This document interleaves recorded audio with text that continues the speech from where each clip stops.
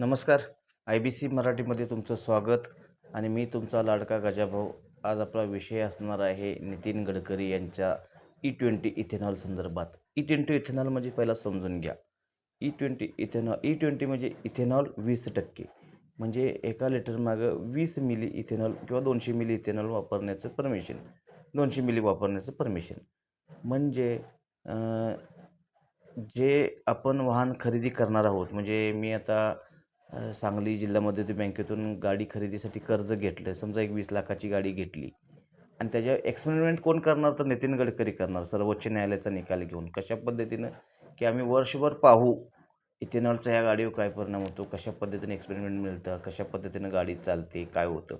म्हणजे गाडी आमची, लोन आम्ही काढायचं, कर्ज आम्ही काढायचे, EMI आम्ही भरायचे किंवा कर्जाचे व्याज आम्ही भरायचं आणि त्याच्यावर एक्सपेरिमेंट कोण करणार? तर नितीन गडकरी. म्हणजे स्वच्छ चारित्र्याचा संपन्नाचा नेता आम्ही म्हणत होतो, तो नालायक निघाला, नालायकपणाचा कळूच झाला. स्वतःच्या मुलांच्या भवितव्यासाठी इथेनॉल कशा पद्धतीनं त्याची विक्री करता येईल आणि कशा पद्धतीनं लोकांना मूर्ख बनवता येईल. मूर्ख का बनलेत लोक? सत्ता आपण बेभरोश्यांच्या हातात दिली आहे. म्हणजे भाजपच्या हातात सत्ता म्हणजे बेभरोशी सत्ता झाली आहे. ज्या भाजपला कोणत्याही प्रकारचा कळवळा नाही. अति सत्ता एखाद्याच्या हातात राहणे म्हणजे विनाशाकडे जाणं, हे एक पूर्वीची म्हण आहे. म्हणजे ज्याच्याकडं मदमस्त सत्ता आली की तो विनाशाकडे नेतो. म्हणजे ते संपूर्ण भारताला ह्या ठिकाणी विनाशाकडे नेत आहे असं झालं. रस्ते सगळे नाहीत. म्हणजे नितीन गडकरी ज्या खात्याचे मंत्री आहेत तिथं एकही रस्ता चांगला नाही.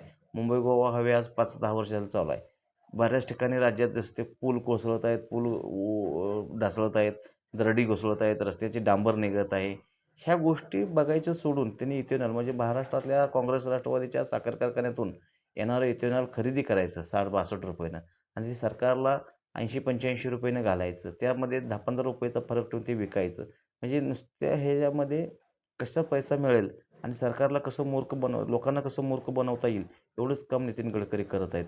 कारण आज गाड्या रस्त्यावरती बंद पडत आहेत. माझी स्कूटी ती टाकी फुल असताना ती बंद पडते रस्त्यावरती.